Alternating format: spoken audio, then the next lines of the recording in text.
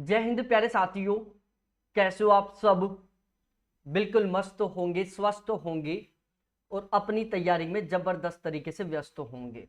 देखो, कल वाली क्लास में हम सॉफ्टवेयर के बारे में पढ़ रहे थे और हमने जो सॉफ्टवेयर के 3 प्रकार थे, यूटिलिटी सॉफ्टवेयर, एप्लीकेशन सॉफ्टवेयर और सिस्टम सॉफ्टवेयर, तीनों के बारे में अच्छे तरीके से हमने कवर कर लिया था, अच्छे तरीके से हमने पढ़ लिया था।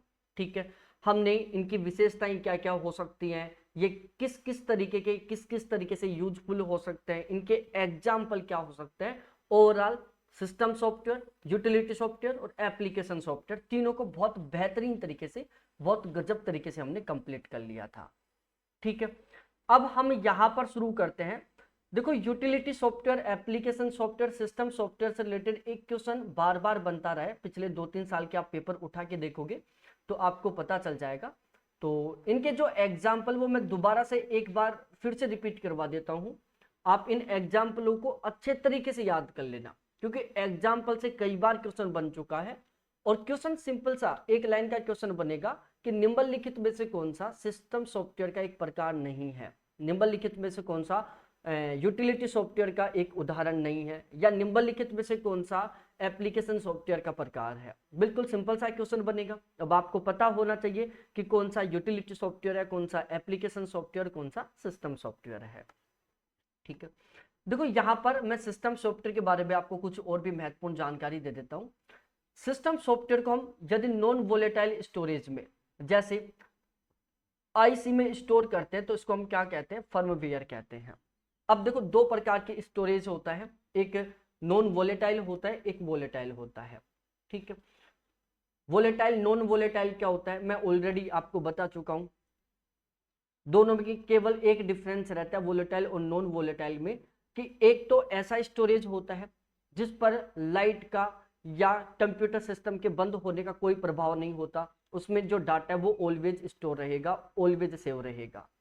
एक ऐसा मेमोरी कार्ड होता है जिसमें यदि आप डाटा को सेव रखना चाहते हो तो आपको अपने सिस्टम को चालू रखना पड़ेगा। जैसे आपका सिस्टम बंद होगा, आपके सिस्टम में जितना भी स्टोर है वो सारा सारा तुरंत डिलीट हो जाएगा। ठीक है, अब इसके एग्जाम्पल कौन कौन से हैं, मतलब वोलेटाइल स्टोरेज में हम किसको शामिल करते हैं, नॉन वोलेटाइल में हम किसको शामिल करते हैं, ये मैं आपको बता चुका हूं। एक बार आप रिकॉल करना। मैं यहां से क्रॉस क्वेश्चन और पूछ लेता हूं आपसे। रैम और रोम, प्राइमरी मेमोरी और सेकेंडरी मेमोरी, इन चारों में से बताओ आप कि कौन सी वोलेटाइल है, कौन सी नॉन वोलेटाइल है। कैश मेमोरी, इसके बारे में भी बताना आप कि कैश मेमोरी है जो वोलेटाइल मेमोरी है या नॉन वोलेटाइल मेमोरी है। ठीक है, देखो, यदि सिस्टम सॉफ्टवेयर को हम नॉन वोलेटाइल मेमोरी में जैसे आईसी में स्टोर करते हैं तो इसको क्या कहा जाता है, फर्मवेयर कहा जाता है। यदि सिस्टम सॉफ्टवेयर को हम आईसी में स्टोर कर लेते हैं या फिर सिस्टम सॉफ्टवेयर को हम नॉन वोलेटाइल मेमोरी में स्टोर कर लेते हैं तो इसको क्या कहा जाता है, फर्मवेयर कहा जाता है। ठीक है, जो सिस्टम सॉफ्टवेयर है वो प्रोग्रामों का एक समूह होता है।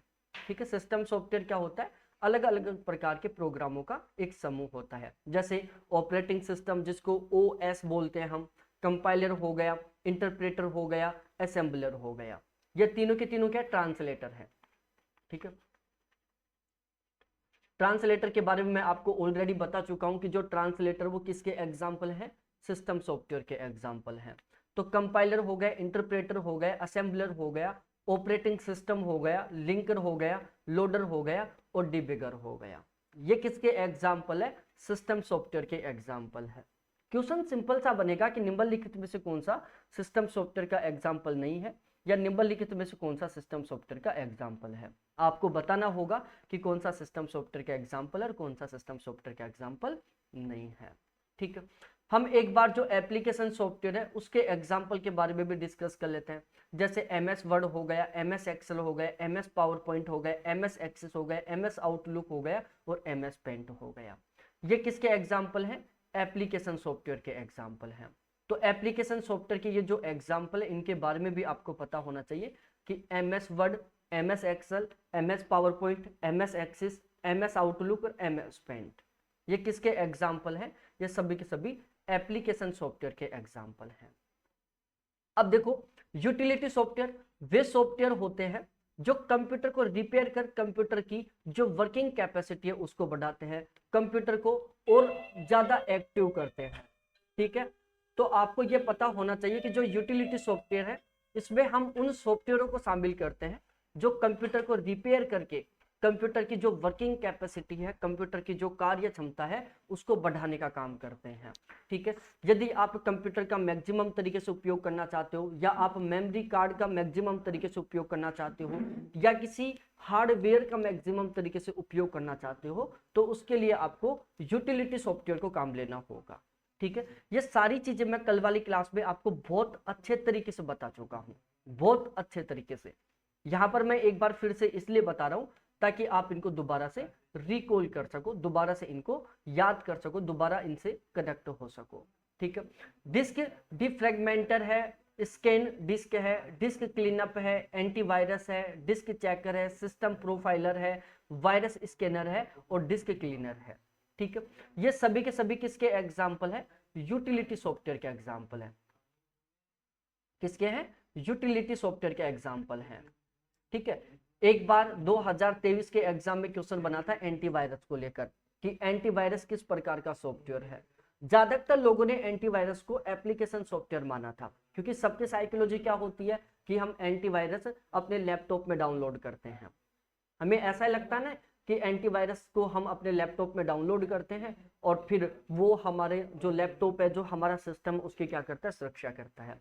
लेकिन ध्यान रखना, जो एंटीवायरस है ये एप्लीकेशन सॉफ्टवेयर नहीं है, बल्कि ये क्या है? एक यूटिलिटी सॉफ्टवेयर है। ठीक है, तो ये सभी के सभी किसके एग्जाम्पल हैं? यूटिलिटी सॉफ्टवेयर के एग्जाम्पल हैं। तो मैं फिर से कह रहा हूं आप सभी को, यूटिलिटी सॉफ्टवेयर के एग्जाम्पल, सिस्टम सॉफ्टवेयर के एग्जाम्पल और एप्लीकेशन सॉफ्टवेयर के एग्जाम्पल, इन तीनों के बारे में आपको बहुत अच्छे तरीके से पता होना चाहिए। ठीक है, यहां तक आपको अच्छे तरीके से समझ में आ गया होगा। और ये पीडीएफ मैंने प्रोवाइड करवा दिया, आपको वहां से मिल जाएगी अपने पेड बैच से, तो आप इन पीडीएफ को डाउनलोड कर लेना। अब देखो, सॉफ्टवेयर के जो दो प्रकार थे वो तो हमने पढ़ लिया, सॉरी 3 प्रकार थे, सिस्टम सॉफ्टवेयर, एप्लीकेशन सॉफ्टवेयर और यूटिलिटी सॉफ्टवेयर। ये तो हमने अच्छे तरीके से कवर कर लिया। पहुंच के आधार पर, एक्सेस के आधार पर जो सॉफ्टवेयर है वो 2 प्रकार के और होते हैं। ठीक है, एक्सेस के आधार पर या पहुंच के आधार पर सॉफ्टवेयर 2 प्रकार के और होते हैं। एक होता है ओपन सोर्स सॉफ्टवेयर, ठीक है, और एक होता है क्लोज सोर्स सॉफ्टवेयर। ठीक है, एक होता है ओपन सोर्स सॉफ्टवेयर, एक होता है क्लोज सोर्स सॉफ्टवेयर। इन दोनों को अच्छे तरीके से समझते हैं, इन दोनों को हम अच्छे तरीके से पढ़ते हैं, और ये क्या है, किस तरीके से इसको अच्छे तरीके से कवर करते हैं। आप पिछले 2-3 साल के पेपर उठा के देखोगे तो आपको खुद को पता चल जाएगा कि ओपन सोर्स सॉफ्टवेयर और क्लोज सोर्स सॉफ्टवेयर से अब तक कितनी बार क्वेश्चन बन चुका है। भाई पिछले 3 साल में इन दोनों टॉपिकों से, वैसे एक ही टॉपिक है सॉफ्टवेयर का प्रकार, लेकिन हम इनको 2 अलग अलग टॉपिक भी मान सकते हैं कि एक ओपन सोर्स सॉफ्टवेयर हो गया, एक क्लोज सोर्स सॉफ्टवेयर हो गया। इन दोनों से पिछले 2-3 साल में कम से कम 15 से 20 बार क्वेश्चन बन चुका है। ऑलमोस्ट हर एक दूसरी शिफ्ट में यहां से क्वेश्चन रिपीट होता है, क्योंकि सिनेरियो क्या चल रहा था, इनसे पहले क्वेश्चन बनता था एप्लीकेशन सॉफ्टवेयर से, यूटिलिटी सॉफ्टवेयर से, सिस्टम सॉफ्टवेयर से, और पिछले 2-3 साल से जो एग्जाम का ट्रेंड है वो बहुत जबरदस्त तरीके से बदल चुका है। इसलिए अब system software, application software, utility software से क्वेश्चन ना बनकर अब क्वेश्चन बनता है ओपन सोर्स सॉफ्टवेयर से, क्लोज सोर्स सॉफ्टवेयर से। ठीक है, इनको मस्त तरीके से पढ़ेंगे, शानदार तरीके से पढ़ेंगे। ठीक है, देखो यहां से आपका मैं एक कॉन्सेप्ट क्लियर कर देता हूं, open source software, close source software. देखो दोनों में सबसे बड़ा डिफरेंस क्या है, दोनों में सबसे बड़ा अंतर क्या है। जो ओपन सोर्स सॉफ्टवेयर है ये सभी कैंडिडेटों के लिए बिल्कुल ओपन रहते हैं, मतलब सभी कैंडिडेटों के लिए बिल्कुल फ्री रहते हैं, इनको कोई भी कैंडिडेट यूज कर सकता है, बिल्कुल निःशुल्क रहते हैं। इनको यूज करने के लिए आपको किसी तरीके से कोई भी अमाउंट पे नहीं करना पड़ेगा। वहीं यदि हम क्लोज सोर्स सॉफ्टवेयर की बात करें तो ये क्लोज होते हैं, यदि आप इनको यूज करना चाहते हो तो आपको इनका पेड वर्जन लेना पड़ेगा, मतलब आपको इनका लाइसेंस लेना पड़ेगा, मतलब आपको पे करना पड़ेगा। ठीक है, ये बेसिक डिफरेंस था ओपन सोर्स सॉफ्टवेयर और क्लोज सोर्स सॉफ्टवेयर के बीच में, कि जो ओपन सोर्स सॉफ्टवेयर है वो बिल्कुल सभी के लिए निःशुल्क होते हैं, इनका कोई भी कैंडिडेट किसी भी तरीके से कभी भी यूज कर सकता है, कितनी बार भी यूज कर सकता है। जबकि जो क्लोज सोर्स सॉफ्टवेयर है उनका बिल्कुल फ्री में या निःशुल्क तरीके से उपयोग नहीं किया जाता, इनको यूज करने के लिए क्या करना पड़ता है, पे करना पड़ता है। और भी बहुत सारे डिफरेंस इन दोनों के बीच में, जिनको हम इस क्लास में अच्छे तरीके से एक एक करके समझने वाले हैं। इसके अलावा यदि आप लेटेस्ट पैटर्न के अकॉर्डिंग फर्स्ट पेपर की तैयारी करना चाहते हो, आप हर हाल में फर्स्ट पेपर में 40+ क्वेश्चन ठीक करना चाहते हो, तो आप हमारा फर्स्ट पेपर का पेड कोर्स ज्वाइन कर सकते हैं। ठीक है, हमारा ये जो फर्स्ट पेपर का पेड कोर्स है, इसमें मैं गारंटी ले रहा हूं कि पेपर चाहे किसी भी लेवल का है, कम से कम 40 क्वेश्चन होंगे जो हमारे बैच के कंटेंट से मिलेंगे, बिल्कुल लाइन टू लाइन। इस बात की यहां पर मैं गारंटी ले रहा हूं, पेपर चाहे किसी भी लेवल का है, इसका हमारे कोई फर्क नहीं पड़ने वाला। हमें तो सबसे मेन टारगेट ये है कि कम से कम 40 क्वेश्चन आने चाहिए हमारे पेपर, हमारे पढ़े हुए में से। और यहाँ पर ऐसा भी नहीं कि हम बहुत ज्यादा पढ़ने वाले हैं, भाई लिमिटेड सेलेक्टेड टॉपिकों को पढ़ेंगे। आप यदि पुराने ट्रेंड के अकॉर्डिंग भी आज तैयारी कर रहे हो, आप यदि केवल केवीएस मदान की किताब को फॉलो कर रहे हो, अरिहंत की किताब को फॉलो कर रहे हो, दृष्टि की किताब को फॉलो कर रहे हो, आपका अच्छा स्कोर होगा, इसके कोई चांस नहीं है।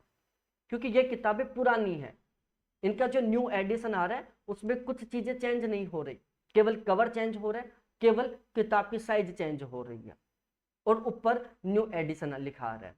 कंटेंट में कोई किसी तरीके से बदलाव नहीं हो रहा।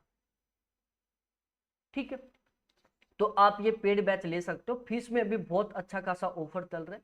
दिसंबर के लिए 800 रुपए, एक साल के लिए 1000 रुपए, लाइफ टाइम के लिए केवल 1200 रुपए। इससे कम फीस क्या हो सकती है, और आपको कंटेंट बहुत बेहतरीन वाला, बहुत शानदार वाला मिलने वाला है। अब हम बात करते हैं हमारे सबसे मेन टॉपिक के ऊपर। देखो, मुख्य रूप से 2 प्रकार के होते हैं, ठीक है, जिन्हें उनके स्रोत कोड की पहुंच के आधार पर विभेदित किया जाता है। देखो, सॉफ्टवेयर को उनके स्रोत कोड की पहुंच के आधार पर आप 2 भागों में डिवाइड कर सकते हो। कोई भी जो सॉफ्टवेयर बनता है तो सबसे पहले उसका एक सोर्स कोड बनता है। अब ये सोर्स कोड क्या होता है, मैं एक बार ब्रीफ में आपको समझा देता हूँ, डिटेल से आगे समझाऊंगा मैं। देखो, आपने कभी ना कभी तो देखा होगा, या फिर आप अभी यूट्यूब पर एक वीडियो देखो कि सॉफ्टवेयर कैसे बनता है। ठीक है, तो आप जब सॉफ्टवेयर का देखोगे तो इस तरीके से बहुत सारे पेजों में लाइन लिखी हुई होती है, कहीं पर @ कहीं पर हैज, कहीं पर एक, कहीं पर माइनस, कहीं पर प्लस, कभी मतलब अव्यवस्थित तरीके से लाइनें लिखी हुई होती हैं। ठीक है, तो वो क्या होता है, उस सॉफ्टवेयर का क्या सोर्स है। ठीक है, उस सोर्स का यूज करके आप बिल्कुल एज इट इज तरीके का दूसरा एप्लीकेशन बना सकते हो, बिल्कुल एज इट इज तरीके का। ठीक है, यदि आप उसी एप्लीकेशन का जैसा कोई दूसरा एप्लीकेशन बनाना चाहते हो, साथ में आप उसमें कोई परिवर्तन करना चाहते हो, तो आप उस सोर्स कोड में परिवर्तित कर दो, डायरेक्टली एप्लीकेशन में परिवर्तन हो जाएगा। मैं दोबारा समझाता हूं, बहुत सारे लोगों को समझ में नहीं आया होगा। देखो, सोर्स कोड क्या होता है, जब भी कोई एप्लीकेशन तैयार होता है, ठीक है, जैसे अपना एप्लीकेशन है, ठीक है, ज्योग्राफी अड्डा, ठीक है, अपना कौन सा ज्योग्राफी अड्डा एप्लीकेशन है। तो जब ये एप्लीकेशन बना था ना, इससे पहले इसका क्या बना है, सोर्स कोड बना है। ठीक है, इसका क्या बना है, सोर्स कोड बना है। जब कंप्लीट सोर्स कोड बना है उसके बाद ये एप्लीकेशन आया है। ठीक है, आप इस सोर्स कोड का उपयोग करके बिल्कुल एज इट इज तरीके का दूसरा एप्लीकेशन बना सकते हो। ठीक है, आप यदि सपोज दैट मैं कल चाहूं कि मैं मेरे एप्लीकेशन में कुछ नए फीचर ऐड करूं, ठीक है, मैं जो जहां से मैंने अपना एप्लीकेशन बनवाया क्लास प्लस से, उनको मैं कहूंगा कि सर मेरे एप्लीकेशन में कुछ चेंज करो, ये 2 मैं फीचर एक्स्ट्रा ऐड करवाना चाहता हूं। तो वो क्या करेंगे, जो ये मेरे एप्लीकेशन का सोर्स कोड है इसमें चेंज करेंगे, इसमें कुछ बदलाव करेंगे। जैसे इसमें कुछ बदलाव करेंगे तुरंत मेरे एप्लीकेशन में क्या हो जाएगा, बदलाव हो जाएगा। ठीक है, इसलिए ध्यान रखना, कोई भी सॉफ्टवेयर बनाने वाली जो एजेंसी है वो कभी भी किसी भी एप्लीकेशन का सोर्स कोड शेयर नहीं करती, क्योंकि उनको डर रहता है कि यदि हमने सोर्स कोड शेयर कर दिया तो सामने वाला कैंडिडेट इस सोर्स कोड का उपयोग करके बहुत सारे एप्लीकेशन बना देगा, या फिर इस सोर्स कोड में किसी तरीके से थोड़ा बहुत बदलाव करके नए तरीके के एप्लीकेशन बना देगा। तो सोर्स कोड क्या होता है किसी भी एप्लीकेशन का एक तरीके से आधार कह सकते हैं। यदि आप सोर्स कोड नहीं बनाओगे तो एप्लीकेशन बनेगा ही नहीं। एप्लीकेशन केवल और केवल तब बनेगा जब आप उसका सोर्स कोड बनाओगे। तो सोर्स कोड तक पहुंच या सोर्स कोड की पहुंच के आधार पर सॉफ्टवेयर दो प्रकार के होते हैं। एक ओपन सोर्स सॉफ्टवेयर होते हैं, एक क्लोज्ड सोर्स सॉफ्टवेयर होते हैं। ओपन सोर्स सॉफ्टवेयर हम उन सॉफ्टवेयरों को कहते हैं जिनके सोर्स कोड तक बहुत आसानी से पहुंचा जा सकता है। क्लोज्ड सोर्स सॉफ्टवेयर हम उन सॉफ्टवेयरों को कहते हैं जिनके सोर्स कोड तक बहुत आसानी से नहीं पहुंचा जा सकता। ठीक है, सपोज डेट आपको कहीं से कोई सोर्स कोड मिल गया किसी एप्लीकेशन का, तो आप समझना कि भाई वो क्या था, एक ओपन सोर्स सॉफ्टवेयर था। ठीक है, यदि आप किसी सॉफ्टवेयर का पे करके या लाइसेंस लेकर उसका सोर्स कोड प्राप्त कर रहे हो तो आप समझना वो क्या था, क्लोज सोर्स सॉफ्टवेयर था। ठीक है, तो दो प्रकार के होते हैं ये, एक ओपन सोर्स सॉफ्टवेयर होता है, एक क्लोज सोर्स सॉफ्टवेयर होता है।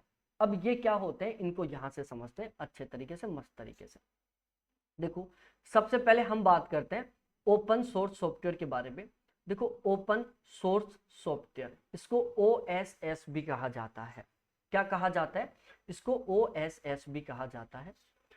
ओपन सोर्स सॉफ्टवेयर का मतलब कंप्यूटर सॉफ्टवेयर से है, एक ऐसे कंप्यूटर सॉफ्टवेयर से है जिसका जो स्रोत है वो खुला होता है, यानी आम जनता इसे एक्सेस और इस्तेमाल कर सकती है। भाई ओपन सोर्स सॉफ्टवेयर आप एक ऐसे कंप्यूटर सॉफ्टवेयर को कहोगे जिसका जो सोर्स कोड है वो सभी के लिए बिल्कुल ओपन है, जिसके सोर्स कोड का कोई भी कैंडिडेट बिल्कुल निःशुल्क उपयोग कर सकता है।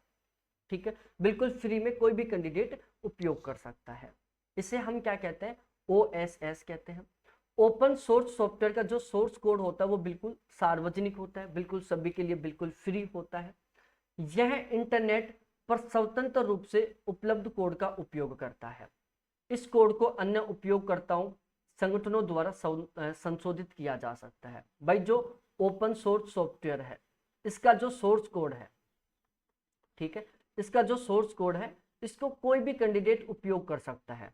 इसमें कोई भी कैंडिडेट किसी भी तरीके से अपनी इच्छा अनुसार बदलाव कर सकता है, इसमें संशोधन कर सकता है। ठीक है, जिसका अर्थ है कि सोर्स कोड किसी के भी देखने के लिए उपलब्ध है।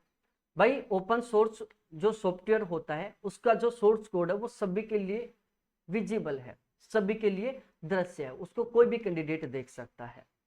ओपन सोर्स सॉफ्टवेयर की कीमत बहुत कम होती है। उपयोगिता, सॉफ्टवेयर संशोधन के आधार पर उपयोगकर्ता पर इतने प्रतिबंध नहीं होते हैं। अब देखो मैं इसको कुछ सिंपल लाइनों में समझाने का प्रयास करता हूँ।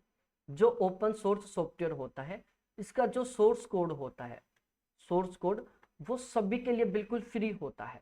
पहला पॉइंट, सभी के लिए फ्री होता है, सोर्स कोड का कोई भी उपयोग कर सकता है।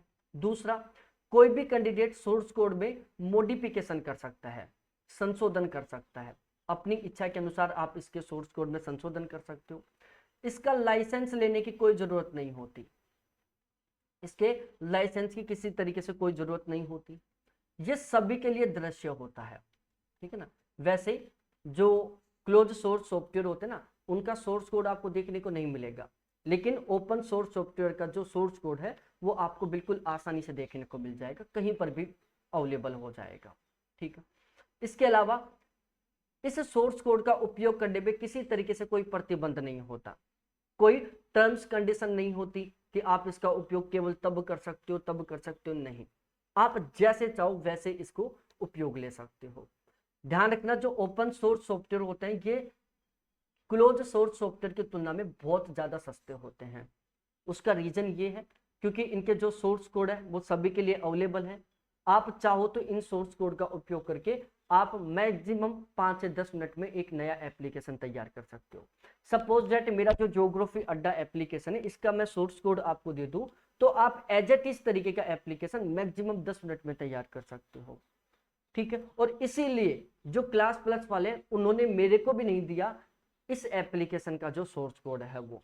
यदि आप किसी भी कंपनी से उस एप्लीकेशन का सोर्स कोड मांगोगे ना तो प्यारे साथी वो आपको या तो देगा नहीं, या दे देगा तो उसका वो एक्स्ट्रा चार्ज लेगा, क्योंकि सोर्स कोड बनाने में उसने क्या किया, एफर्ट किया है, उसने मेहनत की है, उसको पता है कि यदि मैं इसको सोर्स कोड दे दिया तो ये इसी तरीके से एप्लीकेशन बना बनाकर बेचने लग जाएगा। ठीक है, तो जो सोर्स कोड है या जो ओपन सोर्स सॉफ्टवेयर है, दोनों आपको अच्छे से समझ में आ गए होंगे।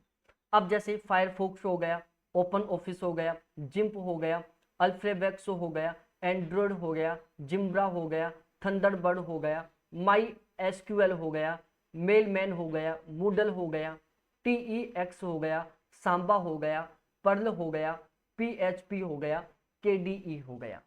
ये सभी के सभी क्या है, ओपन सोर्स सॉफ्टवेयर है। आप पुराने पेपर उठा के देखोगे, आपको पता चलेगा कि इस तरीके से भी क्वेश्चन बना हुआ है 2-3 बार तो, कि निम्नलिखित में से कौन सा ओपन सोर्स सॉफ्टवेयर का उदाहरण है, या निम्नलिखित में से कौन सा ओपन सोर्स सॉफ्टवेयर का उदाहरण नहीं है। ठीक है, तो ये सभी एग्जाम्पल आपको पता होने चाहिए। ओपन सोर्स सॉफ्टवेयर के यदि हम बेनिफिट की बात करें, इसके लाभ क्या क्या है। देखो, ओपन सोर्स सॉफ्टवेयर आमतौर पर बिल्कुल निःशुल्क होता है, सभी के लिए बिल्कुल फ्री होता है, जिसका मतलब है कि संगठन बिना किसी लाइसेंस शुल्क के इसका उपयोग कर सकते हैं। जो ओपन सोर्स सॉफ्टवेयर है, ये सभी के लिए बिल्कुल निःशुल्क होता है। कोई भी संगठन, कोई भी व्यक्ति बिना किसी अमाउंट पे किए हुए इसका उपयोग कर सकता है, मतलब बिल्कुल निःशुल्क इसका उपयोग कर सकता है। ठीक है, अनुकूलन, सोर्स कोड उपलब्ध है, इसलिए डेवलपर विशिष्ट आवश्यकताओं को पूरा करने के लिए सॉफ्टवेयर को संशोधित व अनुकूलित कर सकते हैं। भाई ओपन सोर्स सॉफ्टवेयर सभी के लिए अवेलेबल है, तो आप अपनी इच्छा के अनुसार इनको उपयोग में ले सकते हो। सपोज डेट आप इसमें किसी तरीके का संशोधन करना चाहते हो, तो आप अपनी आवश्यकता के अनुसार इसमें संशोधन कर सकते हो। ठीक है, तो ये क्या है, आपके लिए बिल्कुल अनुकूल है। आप चाहो जिस तरीके से इसका उपयोग कर सकते हो, आप चाहो जिस तरीके से इसमें संशोधन कर सकते हो। ओपन सोर्स सॉफ्टवेयर में उपयोगकर्ता का एक बड़ा समुदाय होता है। भाई एक बहुत बड़ा समुदाय क्यों होता है, क्योंकि ये बिल्कुल फ्री है, इसमें किसी तरीके से किसी को कोई चार्ज पे नहीं करना पड़ रहा, इसलिए इसको मैक्सिमम लोग क्या करते हैं, उपयोग करते हैं, इसलिए इसका जो समुदाय वो बहुत बड़ा है। इसमें किसी तरीके से डॉक्यूमेंटेशन की जरूरत नहीं है, बग फिक्स सुधार में योगदान देता है। ठीक है, तो ये आपको अच्छे तरीके से ध्यान में रखना है। ओपन सोर्स सॉफ्टवेयर के साथ समुदाय सुरक्षा कमजोरियों को शीघ्रता से पता लगा सकता है, उन्हें ठीक कर सकता है। ठीक है, ओपन सोर्स सॉफ्टवेयर के द्वारा जो बग हैं, जो कमजोरियां, उनका आसानी से पता चल जाता है, और उनको ठीक करने के लिए भी वहां पर ऑप्शन रहता है, उनको आप ठीक भी कर सकते हो। ठीक है, ये सोर्स कोड है जो सभी के लिए खुला हुआ है, उपयोगकर्ता इसको बिल्कुल आसानी से देख सकता है कि ये कैसे काम करता है, वह कौन सा डेटा एकत्र करता है। ठीक है, मतलब इसमें ट्रांसपेरेंसी है, ओपन सोर्स सॉफ्टवेयर में बिल्कुल ट्रांसपेरेंसी है, इसमें उपयोगकर्ता देख सकता है कि सॉफ्टवेयर कैसे काम कर रहा है। ठीक है, ये डाटा कैसे कलेक्ट कर रहा है, सारी चीजें देख सकता है कौन, यूजर। तो यहां तक का आपको इनके जो लाभ है, इसके जो प्रॉफिट है, वो आपको अच्छे तरीके से समझ में आ गए होंगे। ठीक है,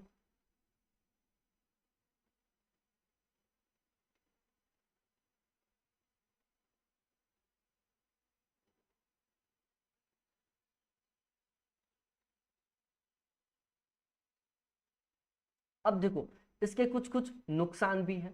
पहला नुकसान तो क्या है, सीमित तकनीकी सहायता। भाई ओपन सोर्स है, सभी के लिए बिल्कुल फ्री है, तो इसमें बहुत ज्यादा फीचर आपको देखने को नहीं मिलेंगे।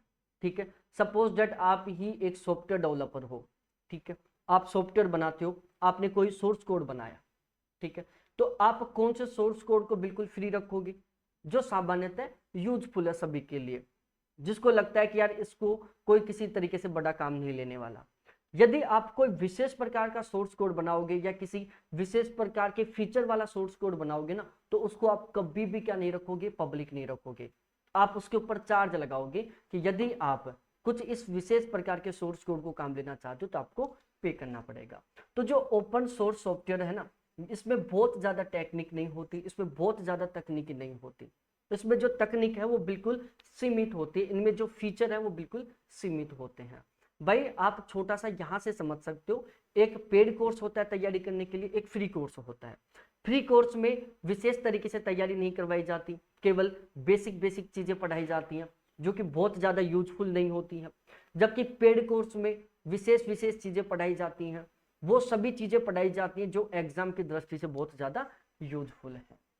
ठीक है, इसमें थोड़ा सा जटिलता भी होता है, हर एक ओपन सोर्स सॉफ्टवेयर को हर एक कैंडिडेट आसानी से उपयोग नहीं कर सकता। ओपन सोर्स सॉफ्टवेयर में वही कैंडिडेट मॉडिफिकेशन कर सकता है, वही कैंडिडेट संशोधन कर सकता है जो उस ओपन सोर्स सॉफ्टवेयर के बारे में जानता है या जो उस ओपन सोर्स कोड के बारे में जानता है। सपोज दैट आपको एक ओपन सोर्स कोड मिल गया, अब आपको पता ही नहीं है कि यहाँ पर कौन से कीवर्ड का क्या अर्थ है, यहाँ पर कौन सा कीवर्ड कौन से फीचर के लिए, जब आपको इसके बारे में पता ही नहीं है तो आप उसमें मॉडिफिकेशन कैसे करोगे। उस सोर्स कोड में आप मॉडिफिकेशन केवल और केवल तब कर पाओगे जब आपको उसके हर एक कीवर्ड का मतलब पता होगा, जब आपको पता होगा कि इस सोर्स कोड की कौन सी लाइन कौन से फीचर के लिए है। तो without experienced candidate open source software का बहुत आसानी से उपयोग नहीं कर सकता, ठीक है। और ध्यान रखना, सुविधाओं का अभाव, आप यदि किसी विशेष उद्देश्य की पूर्ति करना चाहते हो तो आपको स्पेशली तरीके से क्लोज सोर्स सॉफ्टवेयर ही लेना पड़ेगा। ओपन सोर्स सॉफ्टवेयर आपकी विशेष आवश्यकताओं की कभी पूर्ति नहीं करेगा। जैसे मेरा ये एप्लीकेशन है, ये मैंने विशेष उद्देश्य के लिए बनाया, इसलिए मैंने क्या किया, इसका क्लोज सोर्स सॉफ्टवेयर वो करवाया, ठीक है, क्योंकि ये मेरी विशेष आवश्यकता की पूर्ति कर रहा है।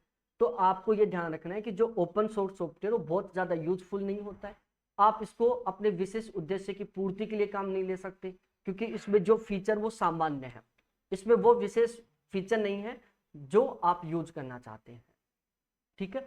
आप ये समझ लो कि भाई फ्री की चीज में क्या होती है और रुपए देकर खरीदी हुई चीज में क्या होता है। फ्री की चीज में और रुपए देकर खरीदी हुई चीज दोनों के बीच में दिन रात का अंतर होता है। जो ओपन सोर्स सॉफ्टवेयर बिल्कुल निःशुल्क है, बिल्कुल फ्री है, कोई भी काम ले सकता है। तो जो डिजाइनर है, जो डेवलपर है, वो उसी को ही ओपन सोर्स रखा होगा जो सामान्यतः किसी विशेष उद्देश्य की पूर्ति नहीं करता है। तो यहां तक का आपको अच्छे से समझ में आ गया होगा। अब हम बंद स्रोत सॉफ्टवेयर, जो क्लोज सोर्स सॉफ्टवेयर है, उसके बारे में डिस्कस करते हैं। एक बार जल्दी जल्दी सभी के सभी कैंडिडेट कमेंट सेक्शन में कमेंट करके बताओ कि यहां तक का आपको अच्छे तरीके से समझ में आया कि नहीं आया। तो अब हम आगे डिस्कस करते हैं बंद स्रोत सॉफ्टवेयर के बारे में, जिसको हम बोलते हैं क्लोज सोर्स सॉफ्टवेयर, ठीक है। क्लोज्ड भी बोल देते हैं इसको, सोर्स सॉफ्टवेयर, ठीक है। CSS भी बोला जाता है इसको। अब देखो, यहां पर नाम से ही पता चल रहा है। सबसे पहले तो आप इसको ऐसे भी याद कर सकते हो कि ये जो सॉफ्टवेयर है वो ओपन सोर्स सॉफ्टवेयर के जस्ट अपोजिट है। भाई ओपन सोर्स सॉफ्टवेयर में क्या था, आपको बिल्कुल सब कुछ फ्री में मिल रहा था।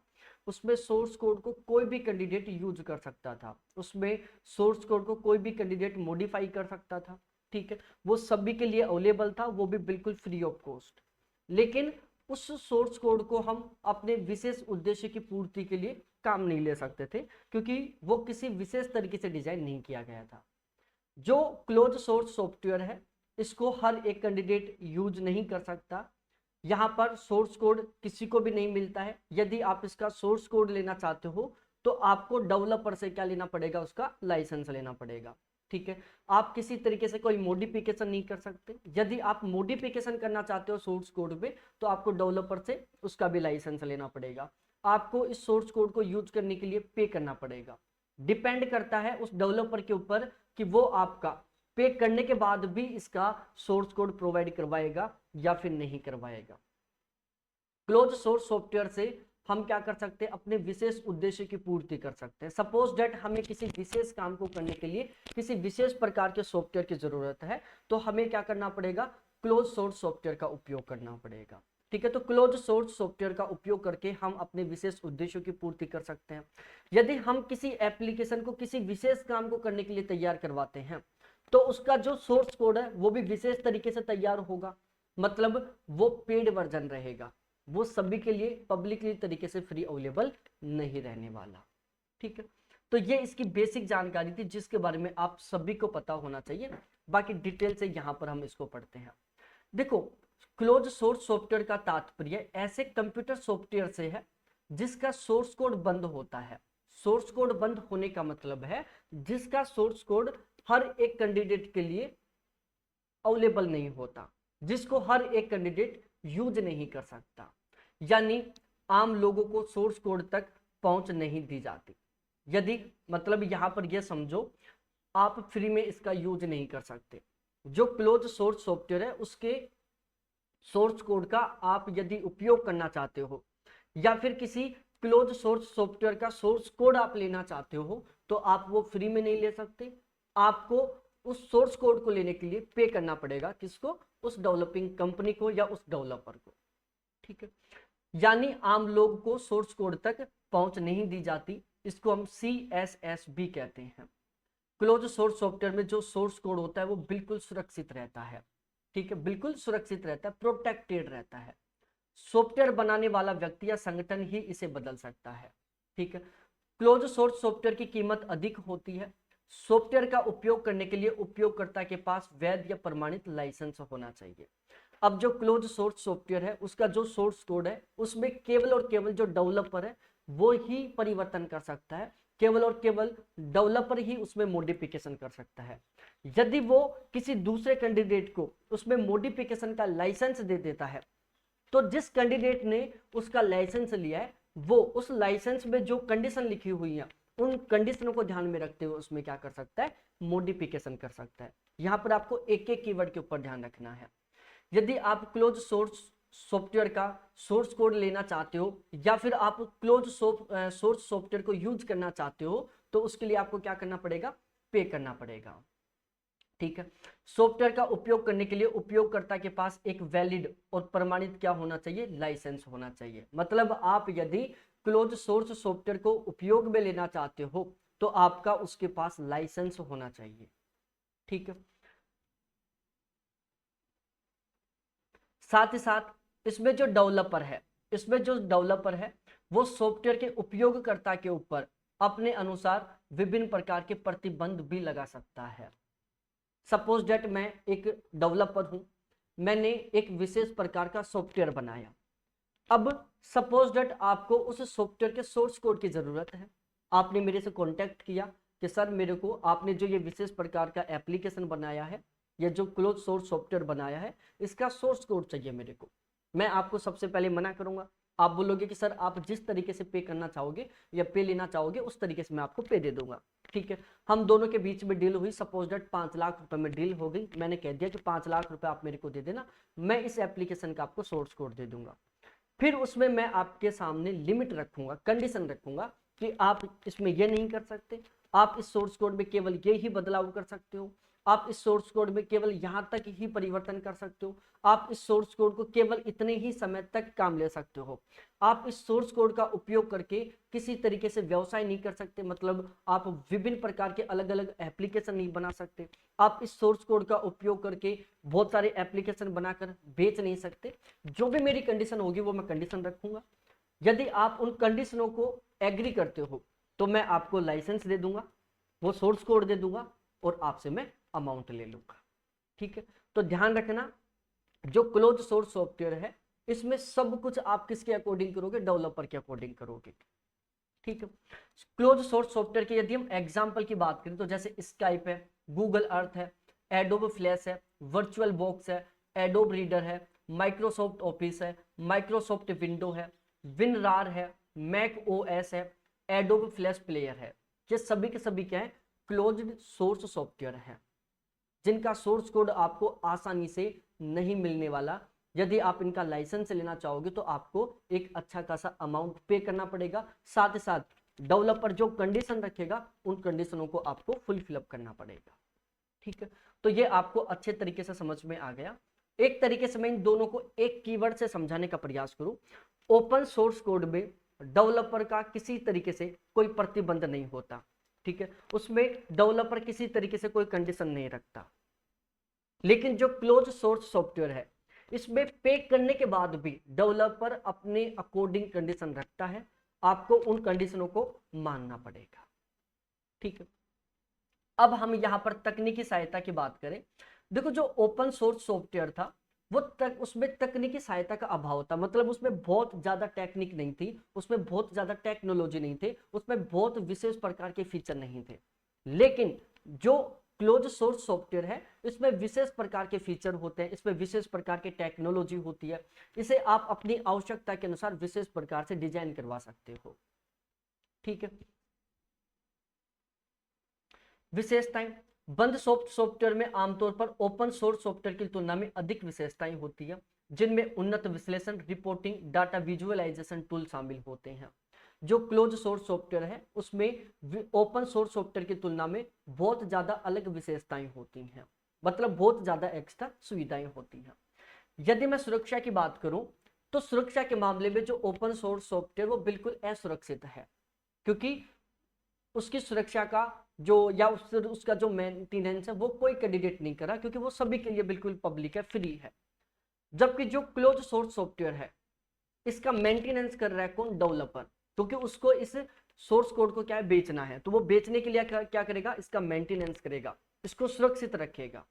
ठीक है, तो ध्यान रखना, यदि हम ओपन सोर्स सॉफ्टवेयर और क्लोज सोर्स सॉफ्टवेयर दोनों में डिफरेंस करें, दोनों में हम तुलना करें, तो जो ओपन सोर्स सॉफ्टवेयर है वो बिल्कुल असुरक्षित है, जबकि जो क्लोज सोर्स सॉफ्टवेयर है वो बहुत ज्यादा सुरक्षित है। एकीकरण, बंद सोर्स सॉफ्टवेयर को अक्सर अन्य उद्यम सॉफ्टवेयर के साथ सहजता से काम लेने के लिए डिजाइन किया जाता है, जिससे मौजूदा प्रणाली के साथ एकीकरण आसान हो जाता है।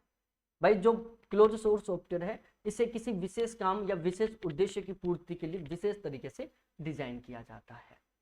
ठीक है, इससे कुछ विशेष प्रकार के नुकसान भी होते हैं। भाई इसका सबसे पहला नुकसान तो यही है कि आप यदि क्लोज सोर्स कोड को काम लेना चाहते हो तो आपको पहले पे करना पड़ेगा, आपको लाइसेंस लेना पड़ेगा। जो लाइसेंस है वो भी आपको एक निश्चित टाइम पीरियड के लिए ही मिलेगा। जैसे आप टाइम पीरियड को आउट कर दोगे तुरंत वो ऑटोमेटिकली आपका लाइसेंस खत्म हो जाएगा, ऑटोमेटिकली आप उस सोर्स कोड को काम लेना बंद कर दोगे। ठीक है, साथ ही साथ आपको इसका मेंटेनेंस का भी एक्स्ट्रा से पे करना पड़ेगा, उसको सही ढंग से बनाए रखने का भी, आपको रख रखाव का भी पे करना पड़ेगा। विक्रेता लॉक इन, बंद स्रोत सॉफ्टवेयर का उपयोग करने वाले संगठन विक्रेता पर निर्भर हो सकते हैं, उन्हें दूसरे सॉफ्टवेयर पर स्विच करना मुश्किल हो जाता है। विक्रेता लॉक इन का मतलब क्या है कि इसमें जो खरीदने वाला है ना वो डेवलपर से एक तरीके से लॉक हो जाता है। लॉक होने का मतलब है, सपोज दैट आपने मेरे से क्लोज सोर्स सॉफ्टवेयर का कोड ले लिया, अब आपने पे भी किया है, आपने लाइसेंस भी लिया है, उसके बावजूद आप मेरी सभी के सभी टर्म और कंडीशन को फॉलो करोगे। ठीक है, सीमित अनुकूलन, अब सीमित अनुकूलन का मतलब क्या है? बंद स्रोत सॉफ्टवेयर खुले स्रोत सॉफ्टवेयर की तरह अनुकूलन योग्य नहीं हो सकते, जो विशिष्ट आवश्यकता वाले संगठनों के लिए नुकसानदेह हो सकता है। पारदर्शिता का इसमें अभाव रहता है। पारदर्शिता का अभाव कैसे?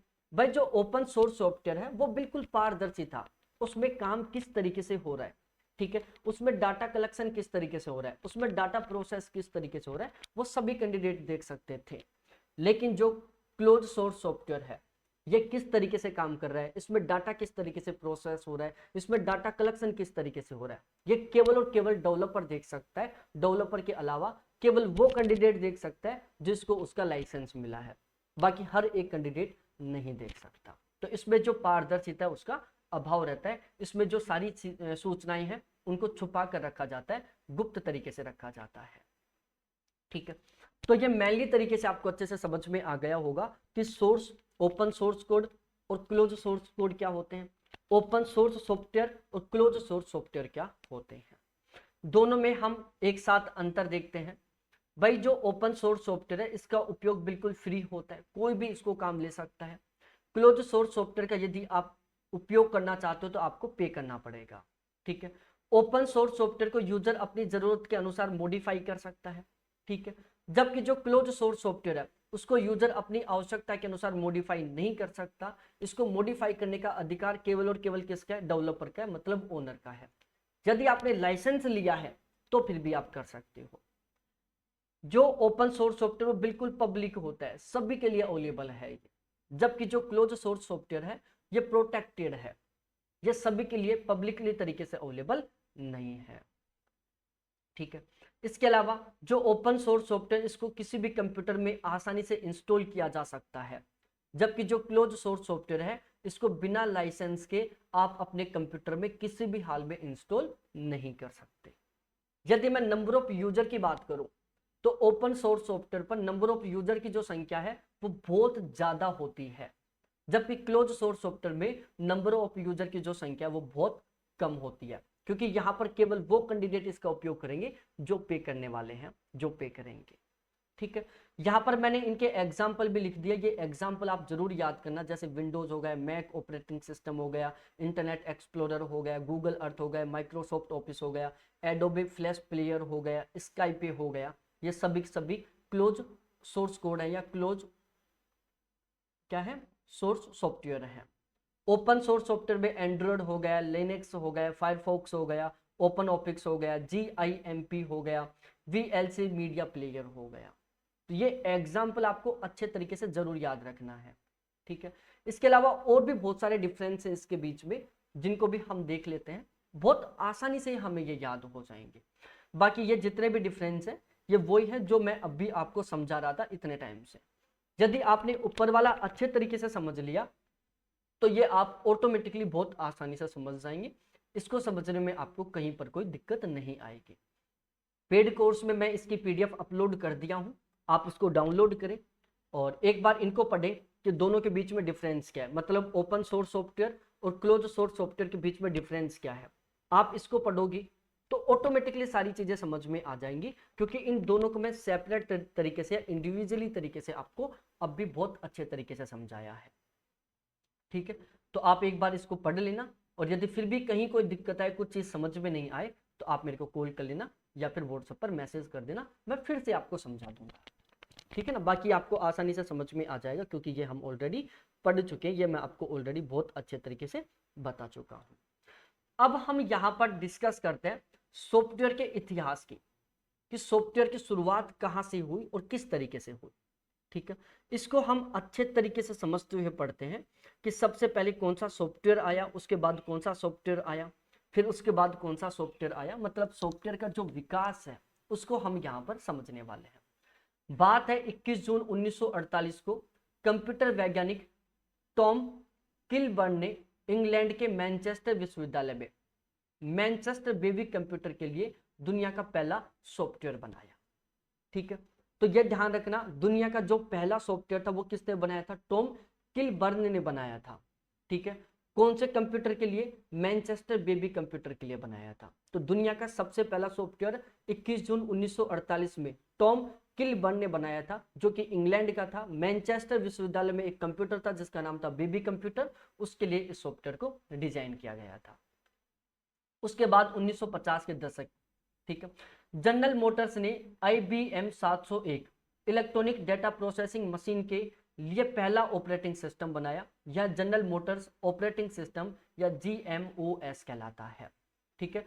तो जनरल मोटर्स ने IBM 701 electronic data processing machine के लिए सबसे पहला ऑपरेटिंग सिस्टम बनाया, और ये जो ऑपरेटिंग सिस्टम है इसको हम general Motors operating system GMOS कहते हैं, ठीक है। तो ये भी आपको अच्छे से ध्यान में रखना है। उसके बाद हम 1950 की बात करते हैं। सांख्यिकीविद जॉन टूकी ने कंप्यूटर प्रोग्रामिंग के विषय में एक लेख सॉफ्टवेयर शब्द का प्रयोग किया। तो आपको यह भी पता होना चाहिए कि सॉफ्टवेयर शब्द का सबसे पहले प्रयोग किसने किया था। तो सॉफ्टवेयर शब्द का सबसे पहले प्रयोग 1958 में जॉन टूकी ने किया था। किसने किया था, जॉन टूकी ने किया था। स्टेटमेंट टाइप का क्वेश्चन बन सकता है यहां से। 1960 के दशक के अंत की बात करें तो फ्लॉपी डिस्क का उपयोग सॉफ्टवेयर वितरित करने के लिए 1990 के दशक तक किया गया, ठीक है भाई। 1960 से लेकर 1990 तक सॉफ्टवेयर को डिस्ट्रीब्यूट करने के लिए, सॉफ्टवेयर को वितरित करने के लिए फ्लॉपी डिस्क का उपयोग किया जाता था। तो यहां से क्वेश्चन इस तरीके से बन सकता है कि सॉफ्टवेयर वितरित करने के लिए फ्लॉपी डिस्क का उपयोग कब से कब तक किया गया, तो 1960 से 1990 तक किया गया। 3 नवंबर 1971 यूनिक्स ऑपरेटिंग सिस्टम का पहला एडिशन जारी किया गया। तो जो यूनिक्स ऑपरेटिंग सिस्टम है इसका जो सबसे पहला एडिशन ये कब आया था, 1971 में आया था। एप्पल ने एप्पल सेकंड जारी किया और उपभोक्ता सॉफ्टवेयर का प्रचलन शुरू हुआ, ठीक है। तो 1977 में एप्पल ने एप्पल सेकंड नाम से सॉफ्टवेयर जारी किया और एक उपभोक्ता सॉफ्टवेयर का प्रचलन शुरू हुआ। उसके बाद 1979 की हम बात करें तो वीजी कॉर्प ने एप्पल सेकंड के लिए विजिकल जारी किया, जो कि पर्सनल कंप्यूटर के लिए पहला स्प्रेडशीट सॉफ्टवेयर था, ठीक है। तो वीजी कॉर्प ने एप्पल सेकंड के लिए विजी कैल्क जारी किया, जो कि पर्सनल कंप्यूटर के लिए सबसे पहला स्प्रेडशीट सॉफ्टवेयर था। उसके बाद हम 1981 की बात करें तो 1981 में माइक्रोसॉफ्ट ने MS डोस शुरू किया। ठीक है, माइक्रोसॉफ्ट डोस, डिस्क ऑपरेटिंग सिस्टम। डोस का फुल फॉर्म होता है डिस्क ऑपरेटिंग सिस्टम। तो 1981 में माइक्रोसॉफ्ट ने MS डोस शुरू किया, जो ऑपरेटिंग सिस्टम जिस पर कि IBM के कई शुरुआती कंप्यूटर काम करते थे। ठीक है, तो 1981 में माइक्रोसॉफ्ट ने MS डोस की शुरुआत की। ठीक है, IBM ने सॉफ्टवेयर बेचना प्रारंभ किया और आम उपभोक्ता के लिए व्यावसायिक सॉफ्टवेयर उपलब्ध हो गए। ठीक है, तो देखो 1981 से IBM ने क्या कर दिया, सॉफ्टवेयर बेचना शुरू कर दिया। ठीक है, और जो सॉफ्टवेयर थे वो नॉर्मली तरीके से यूजर्स के लिए मार्केट में अवेलेबल होना शुरू हो गए। उसके बाद हम 1980 के दशक की बात करें, हाई ड्राइव पीसी पर मानक बन गए और निर्माताओं ने कंप्यूटर में सॉफ्टवेयर के बंडल करना प्रारंभ कर दिया। ठीक है, ये कुछ स्टेटमेंट है, इनको आप ध्यान रखना, हो सकता है कि यहां से क्वेश्चन बन जाए, इसलिए मैं ये बता रहा हूं। जरूरी नहीं है कि यहां से क्वेश्चन बने, लेकिन थोड़ा सा चांस है, इसलिए हम पढ़ सकते हैं, क्योंकि आजकल पेपर थोड़ा डीपली बनने लग गया है। 1983 में रिचर्ड स्टोलमैन ने GNU की शुरुआत की। GNU का मतलब क्या होता है? ठीक है, देखो GNU क्या है, GNU इज नॉट यूनिक्स। भाई जो GNU यूनिक्स नहीं है। लिनक्स परियोजना के साथ मुक्त सॉफ्टवेयर आंदोलन का प्रारंभ हुआ, जिसका उद्देश्य था यूनिक्स जैसा ऑपरेटिंग सिस्टम बनाना, जिसके सोर्स कोड को स्वतंत्र रूप से कॉपी, संशोधित और वितरित किया जा सके। भाई जो GNU था, जो यूनिक्स था, इसका मुख्य उद्देश्य क्या था?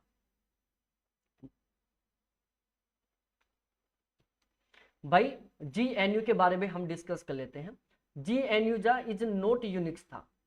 ठीक है, लिनक्स परियोजना के साथ मुक्त सॉफ्टवेयर आंदोलन का प्रारंभ हुआ, जिसका उद्देश्य क्या था?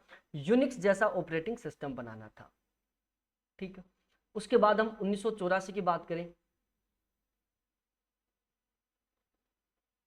एप्पल ने मैकिन्टोश एप्पल के मैकिन्टोश ने लाइन को चलाने के लिए मैक ऑपरेटिंग सिस्टम को शुरू किया।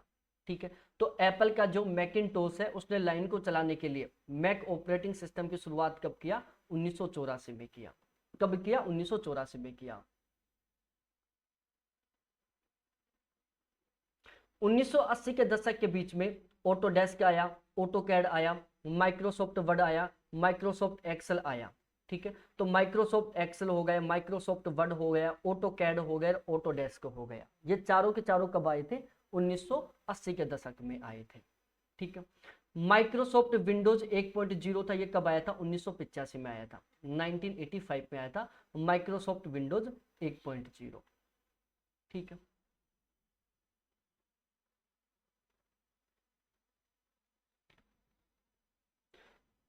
1989 में CD रोम की शुरुआत हुई।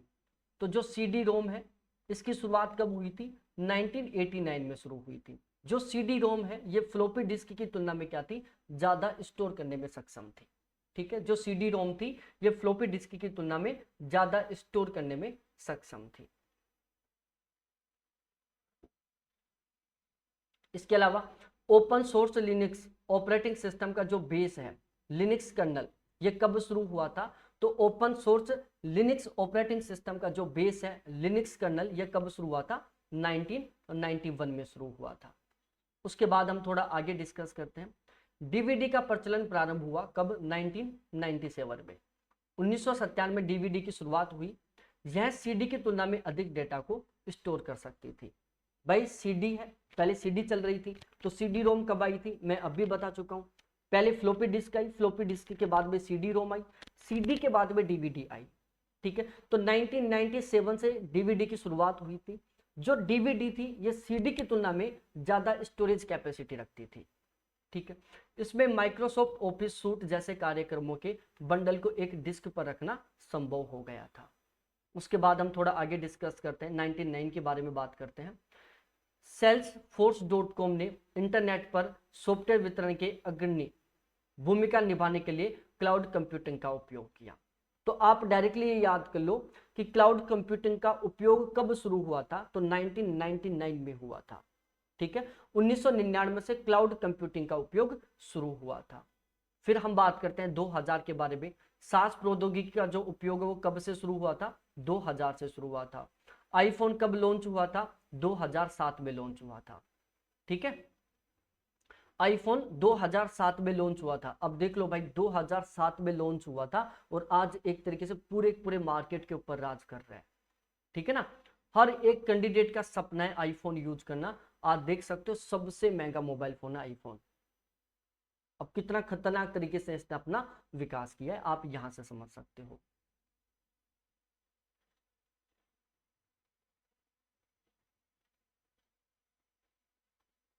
अब देखो फिलहाल में चैट जीपीटी है जो बहुत ज्यादा प्रचलित है। एक बार मैं इसके बारे में बता देता हूं आपको। Chat GPT generative pre train transfer, इसका फुल फॉर्म होता है जनरेटिव प्री ट्रेन ट्रांसफर का एक प्रकार है। ये जो चैट जीपीटी वो जनरेटिव प्री ट्रेन ट्रांसफर का एक प्रकार है जो ओपन एआई द्वारा विकसित बड़े पैमाने पर तंत्रिका नेटवर्क आधारित भाषा मॉडल है। ठीक है, तो जो चैट जीपीटी है ना, यह जनरेटिव प्री ट्रेन ट्रांसफर का एक प्रकार है। चैट जीपीटी क्या है? जनरेटिव प्री ट्रेन ट्रांसफर का एक प्रकार है। ओपन एआई के द्वारा इसको विकसित किया गया है। चैट जीपीटी को 30 नवंबर 2022 को लॉन्च किया गया था। कब? 30 नवंबर 2022 को।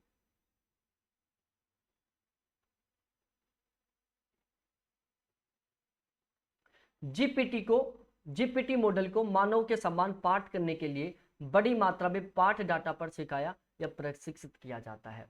भाई जो चैट जीपीटी है वो बिल्कुल मानव के समान काम करता है। मानव के समान ये डाटा कलेक्शन करने का काम करता है। जिस तरीके से मानव बेस्ट चीज छांटता है ना, जैसे सपोज दैट ये नोट्स हमारे, तो हमने गूगल पर सर्च किया बहुत सारा, हमने बहुत सारी वेबसाइटों को सर्च किया, बहुत सारा कंटेंट है, उनमें से कुछ कुछ लाइनों को हमने सेलेक्ट किया है। ठीक है, इसी तरीके से चैट जीपीटी क्या करता है, जो यूजर है उसकी डिमांड को फुलफिल करता है। ठीक है, इसका उपयोग भाषा, व्याकरण, शब्दों, वाक्यों की संरचना और अर्थ के बारे में जानने के लिए किया जाता है। चैट जीपीटी का उपयोग आप भाषा को, व्याकरण को, शब्दों को, वाक्यों की संरचना को, उसके अर्थ को जानने के लिए कर सकते हो। चैट जीपीटी एक आर्टिफिशियल इंटेलिजेंस चैट बॉक्स है जो मानव जैसी बातचीत करके कई काम कर सकता है। जो चैट जीपीटी है ना, ये एक आर्टिफिशियल इंटेलिजेंसी का चैट बॉक्स है जो एक मानव की तरह बात कर सकता है, जो मानव की तरह काम कर सकता है। ठीक है, यह एक जनरेटिव एआई टूल है जो सवालों के जवाब देता है, टेक्स्ट लिखने में सहायता करता है और कई अन्य कार्य भी करता है। चैट जीपीटी का उपयोग करके आप बहुत सारे टेक्स्ट वाले काम कर सकते हो। आपको यदि गूगल पर बहुत अच्छी चीजें सर्च करना है, सपोज डेट आपको गूगल पर सर्च करना है कि चैट जीपीटी क्या है, चैट जीपीटी के संबंध में विशेष 10 पॉइंट बताओ, तो भाई चैट जीपीटी आपको 10 ही पॉइंट बताएगा और वो चैट जीपीटी के रिलेटेड ही बताएगा। मतलब आप जो पूछना चाहते हो ना, आपको केवल और केवल वो बताएगा। यह इंटरनेट पर उपलब्ध कंटेंट से भाषा पैटर्न सीखता है। यह पुस्तकों, लेखों, वेबसाइटों व अन्य शाब्दिक डाटा से जानकारी प्राप्त करता है। ठीक है, इसका उपयोग कॉपीराइटिंग, वीडियो में कैप्शन बनाने, लॉन्ग टेक्स्ट की समरी बनाने जैसे कार्यों के लिए किया जाता है। ठीक है, जैसे आप कॉपीराइटिंग वीडियो बनाना चाहते हो, ठीक है, ध्यान रखना चैट जीपीटी का जो कंटेंट है उसको आप विदाउट कॉपीराइट कंटेंट में यूज नहीं कर सकते। सपोज दैट आप एक ऐसा कंटेंट चाहते हो जो कॉपीराइट में ना आए, तो आप कभी चैट जीपीटी को यूज नहीं करो, क्योंकि चैट जीपीटी का जो कंटेंट है वो कॉपीराइट में आता है हमेशा। वीडियो के कैप्शन बनाने आपको, तो आप चैट जीपीटी के कंटेंट को मत यूज करो। ठीक है, बाकी वैसे आप कर सकते हो।